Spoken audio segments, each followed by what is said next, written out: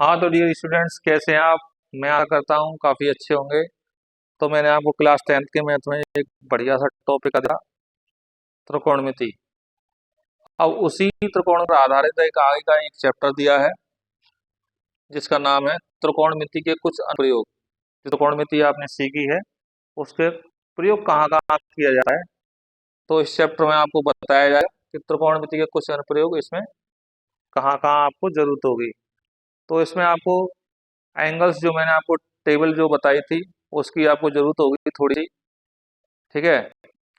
वैसे तो काफी अच्छा कह सकते हैं ये चैप्टर है, और इसमें आपका एक लॉन्ग क्वेश्चन बनता है बोर्ड के एग्जाम में, और बड़े ही प्यारे प्यारे क्वेश्चन आते हैं बोर्ड एग्जाम में पूछे जाते हैं, और एक लेंथी क्वेश्चन आएगा। इस एक्सरसाइज को आप ठीक से समझने का प्रयास करें।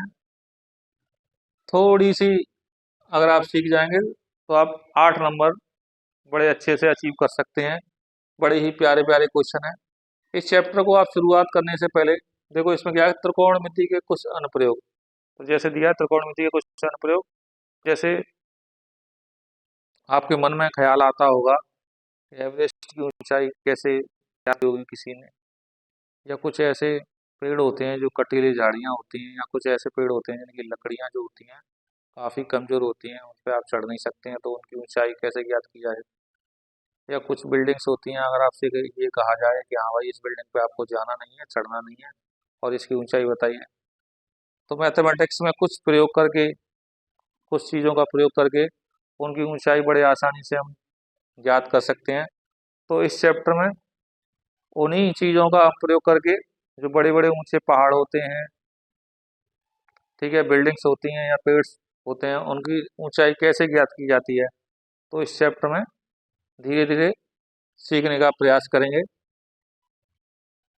बहुत से स्टूडेंट्स के मन में आता है कि हाँ भाई, त्रिकोणमिति हमने सीख ली, लेकिन इसका प्रयोग वास्तविकता जीवन में कहाँ इसका प्रयोग किया जाए। तो आप देखिए, सीखिए, समझिए, और अपने दैनिक जीवन में इसके प्रयोग में लेके आइए। त्रिकोणमिति काफी अच्छा एक टॉपिक है गणित का, जिसे आप धीरे धीरे सीखते जाएंगे और आगे आपके भविष्य में बहुत काम आएगा। तो देखो, इसमें आपके दो मेन पॉइंट होते हैं, एक उन्नयन कोण होता है और दूसरा होता है अवनमन कोण। उन्नयन कोण इसे बोलते हैं एंगल ऑफ एलिवेशन। एलिवेशन होता है ऊपर चढ़ना, ऊपर चढ़ना। तो जैसे कि आए कोई श्रोता, या कह सकते हैं कोई ये बिंदु दिया है, इसका ये आधार है, और कोई बंदा है वो ऊपर की साइड में ऐसे देख देख रहा है यहाँ। तो ये आपकी यहाँ वस्तु रखी है, ठीक है, और ये आपकी आंख है, और नीचे से आंख हम क्या देख रहे हैं, ऊपर की साइड देख रहे हैं। तो जिनके बीच में, जो वस्तु और जो आंख के बीच में जो एंगल बनता है, वो एंगल थीटा मान सकते हैं। तो इस जो थीटा जो एंगल होता है, उस एंगल को ही हम क्या बोलते हैं, उन्नयन कोण बोलते हैं। क्या बोलते हैं? उन्नयन कोण बोलते हैं। एंगल ऑफ एलिवेशन, नीचे से हम ऊपर की साइड देख रहे हैं, जैसे हम नीचे से रोड पे खड़े हैं और ऊपर हम ऊंची ऊंची बिल्डिंग्स देख रहे हैं या किसी पेड़ को देख रहे हैं। तो उस कंडीशन में नीचे से अगर किसी वस्तु को हम ऊपर की ओर देखते हैं, तो उस में आप क्या कह सकते हैं, एंगल ऑफ एलिवेशन बनता है, उन्नयन कोण बनता है। तो ये कह सकते हैं, ये वाली जो रेखा होती है, इसे बोलते हैं हम दृष्टि रेखा।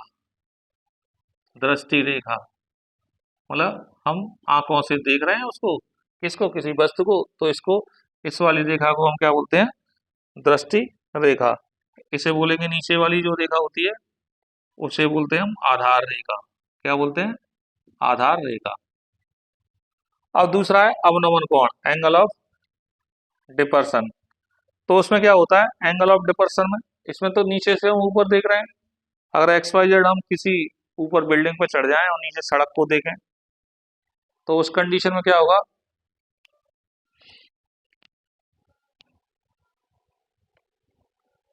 उल्टा हो जाएगा सारा का सारा कुछ। तो यहाँ तो नीचे वस्तु होगी, या कह सकते हैं कोई सड़क वगैरह हो सकती है, और यहाँ जो श्रोता होगा,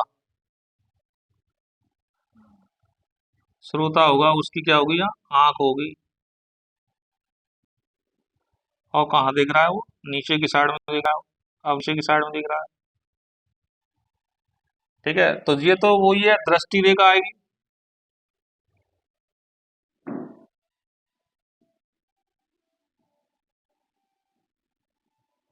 दृष्टि रेखा होगी, ये आपकी क्या होगी, आधार रेखा होगी। अब देखो, आधार रेखा के सीध में एक दूसरी हम एक नई रेखा बनाते हैं। ठीक है,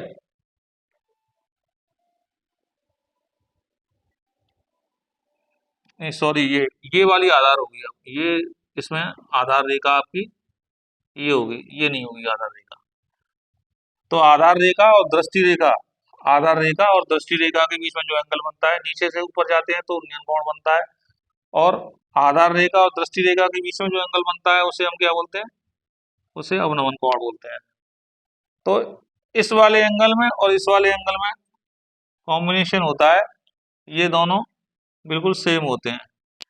क्योंकि ये आधार रेखा बनाई जाती है, जो नीचे वाली जो रेखा होती है उसका हमारा, उसमें क्या है, ये समांतर होती है।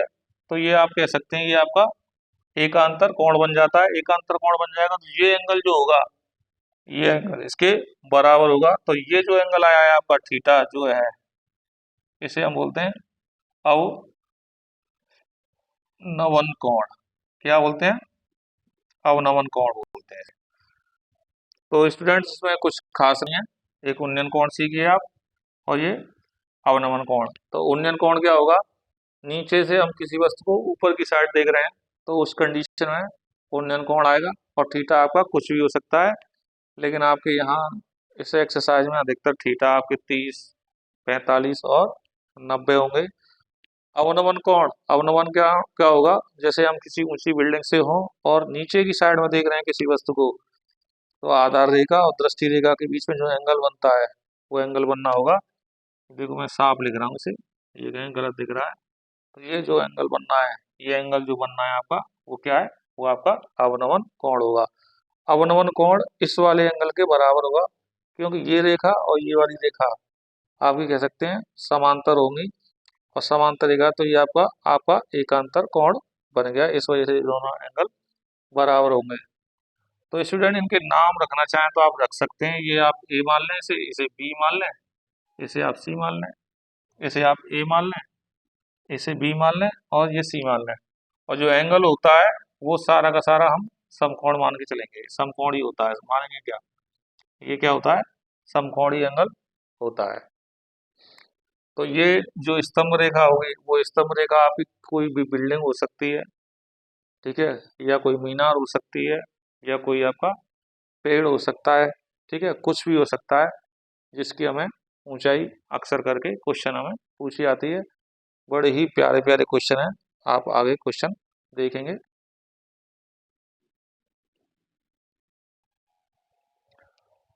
नोट करके एक छोटा सा नोट है, इसमें आप देखने का प्रयास करें और सीखें। जैसे आपका ये आपका कोई स्तंभ है, और यहाँ से कोई वस्तु को नीचे से आपको कोई वस्तु आपको देख रहे हैं, ये आपकी वस्तु है, यहाँ कोई आपकी आंख है।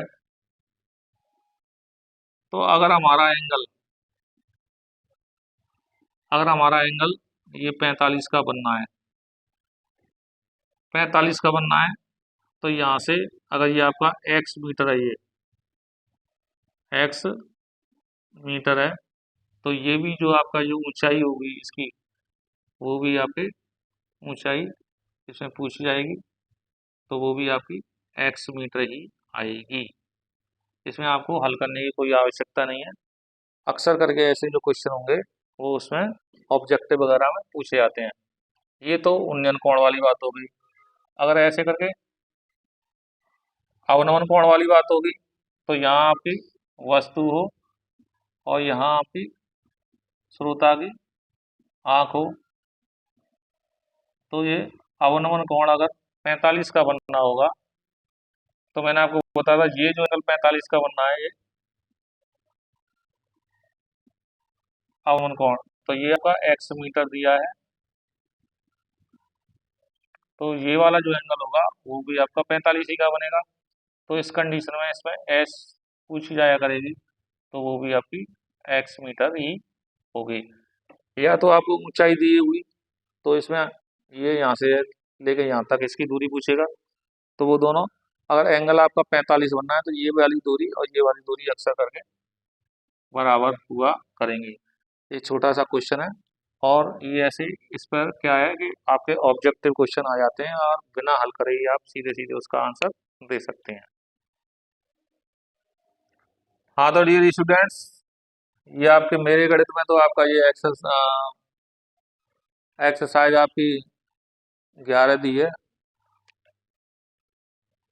प्रश्न दिए हैं, और ये आपकी एक्सरसाइज इसमें 11 दी है आपकी।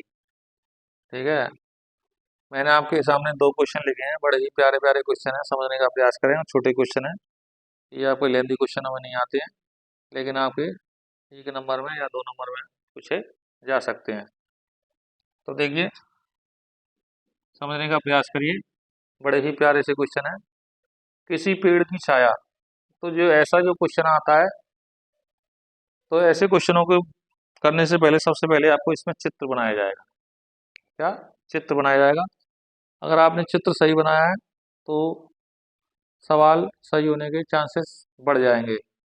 सबसे पहले आप चित्र बनाना सीखिए, और चित्र बनाने के बाद इसमें क्वेश्चन कैसे सॉल्व किया जाता है उसको सीखिए।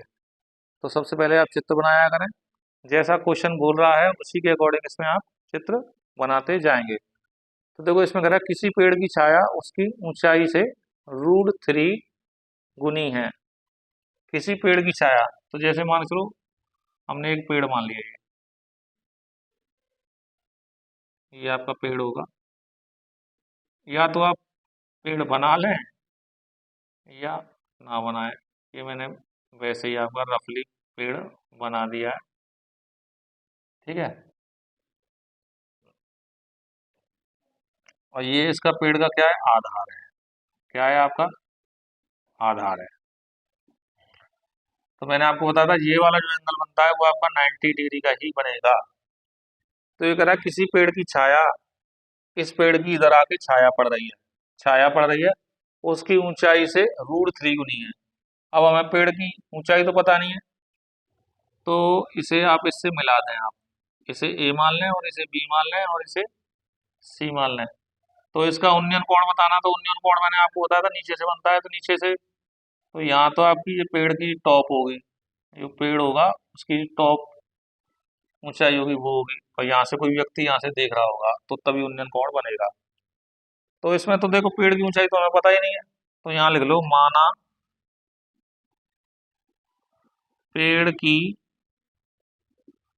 ऊंचाई, चाहो तो इसे आप एच मान सकते हैं, वो क्या है? एक्स मीटर है।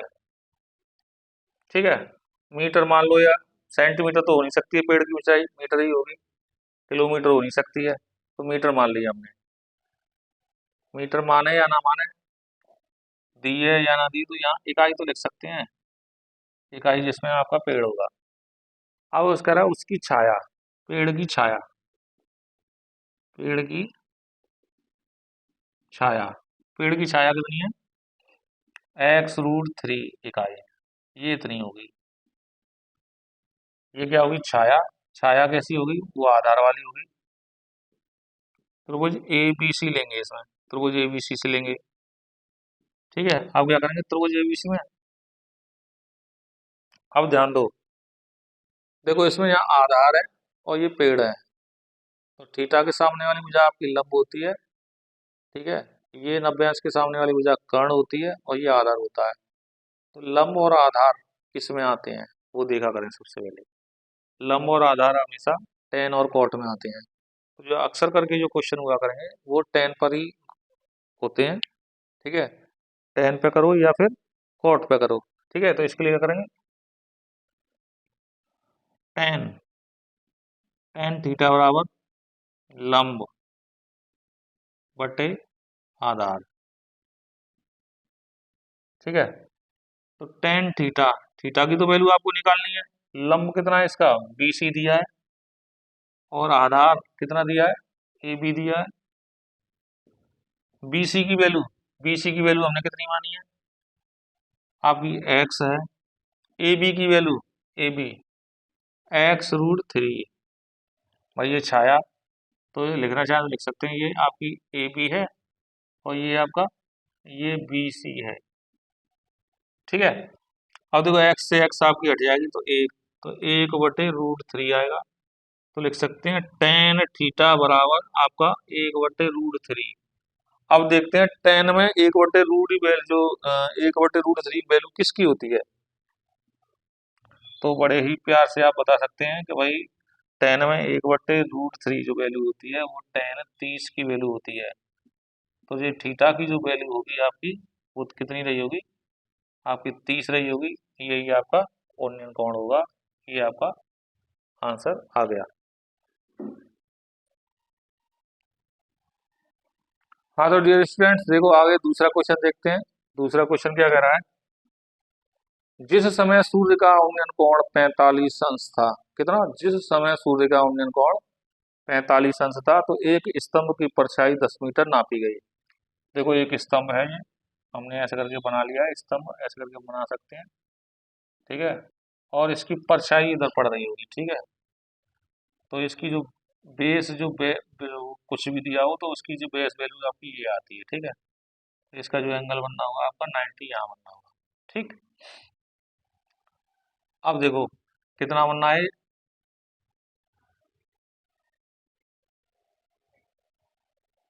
45 अंश का एंगल बनना है इसमें। क्या करा, जिस समय सूर्य का उन्नयन कोण 45 था, 45 था, क्या करा उन्नयन कोण, तो एक स्तंभ की परछाई, एक जो स्तंभ है इसकी परछाई इधर पड़ रही होगी। ठीक है, तो कह सकते हैं ये कितनी थी, 10 मीटर थी। इसे आप ए मान लें, इसे बी मान लें, इसे सी मान लें। तो उस स्तंभ की ऊंचाई बतानी है आपको, ऊंचाई क्या होगी। अभी मैंने एक बात बताई थी इससे पहले ही नोट में, तो जब एंगल आपका 45 का बनना होता है तो उसका जो बेस की जो दूरी होती है वही उसकी हाइट होगी, हाइट की दी होगी वही आपकी बेस की होती है। अगर ये आपका ऑब्जेक्टिव क्वेश्चन होता तो आप देखते ही बता देते इसका आंसर कितना आएगा, वो 10 आएगा। लेकिन इसमें क्या आएगा, हमें क्वेश्चन सॉल्व करके दिखाना है। लिख लें त्रिभुज ए बी सी से, बड़ा ही प्यारा सा छोटा सा क्वेश्चन है। टेन थीटा बराबर कह सकते हैं आपका लंब बटे आधार। तो लंब कितना है इसका बी सी और आधार आपका ए बी।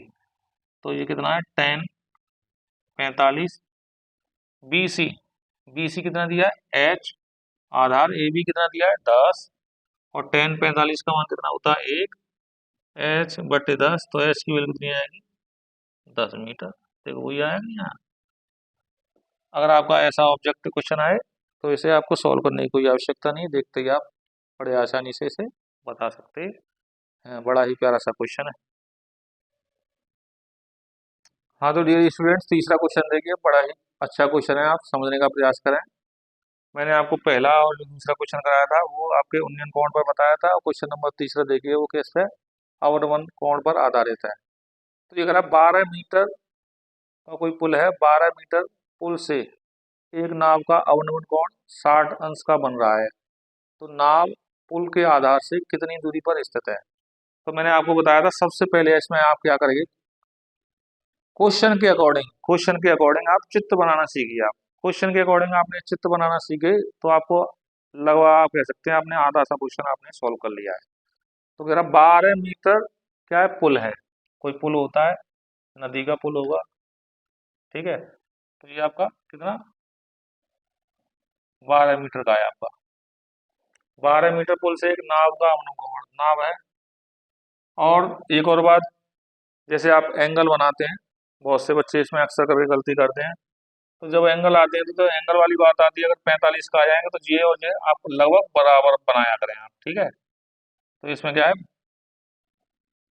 45 का, अगर आपका एंगल 60 का दिया है तो जितना एंगल बड़ा होगा वो इतना ही इसके जो स्तंभ होगा उसके नजदीक होगा। तो 60 का होगा तो आपका ऐसा ही करके करीब बनाया करेंगे। ठीक है, अगर आपका 30 का एंगल दिया है तो 30 का थोड़ा लंबा जाया करेगा।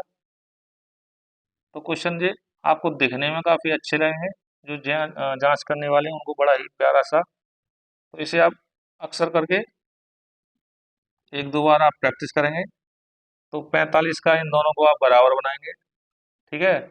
और 60 का होगा वो थोड़ा ऐसे करके बनेगा, ये इसके ज़्यादा नज़दीक होगा, और 30 का वो इससे थोड़ा ज़्यादा दूर होगा। इनको भी आप सीखने का प्रयास करें, ठीक है। तो इसमें आपका 60 का कह रहा है, तो 60 का इसमें थोड़ा मैंने आपको बताया था इसमें। अब तो 60 अंश का अवनवन कोण बनना है, तो ये आपका यहाँ पुल होगा और इसके नीचे ऐसी कोई नदी बह रही होगी, ठीक है। यहाँ से क्या है, कोई नाव आई होगी, तो ये आपकी नाव है, ठीक है। और इसका ये अवनवन कोण कितना बनना है, 60 का है, तो ये आपका 60 का एंगल बनना है। तो मैंने आपको बताया था ये इसके समांतर होती है, ये बेस और दृष्टि रेखा इसके समान होगी, तो ये आपके एकांतर एंगल बनते हैं। तो एकांतर बनेंगे तो ये आपका ये भी आपका 60 का बन जाएगा। इसे आप ए मान लें, इसे आप बी मान लें, इसे आप सी मान लें। अब ये क्या कर रहा है, 60 अंश का बन रहा है, तो नाव पुल के आधार से, पुल का ये आपका आधार है, तो ये नाव ये यहाँ से कितनी दूर है, तो ये आपको x मीटर इसमें मान लेंगे आप यहाँ से आप, ठीक है। तो यहाँ लिखना चाहें तो लिख सकते हैं, माना नाव पुल के आधार से x मीटर दूर है। तो वही काम करेंगे। सबसे पहले देखो तो इसमें क्या दिया, आधार दिया, लंब दिया है, लंब और आधार दिया होता है, तो क्या करते हैं आप, तो देखो BC बराबर इसमें दिया है 12 मीटर, और AB बराबर दिया है कितना, x मीटर। जब लंब और आधार दिए होता है, मैंने आपको बताया था टेन थीटा लगता है, ठीक है। तो त्रिभुज ABC से, तो टेन थीटा बराबर आप कह सकते हैं लंब बड़ा आधार,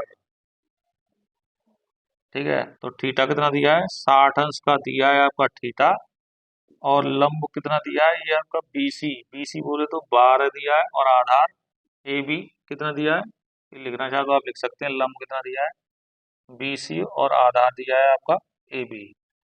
तो ये आपका x है, टेन साठ की जो वैल्यू होती है आपकी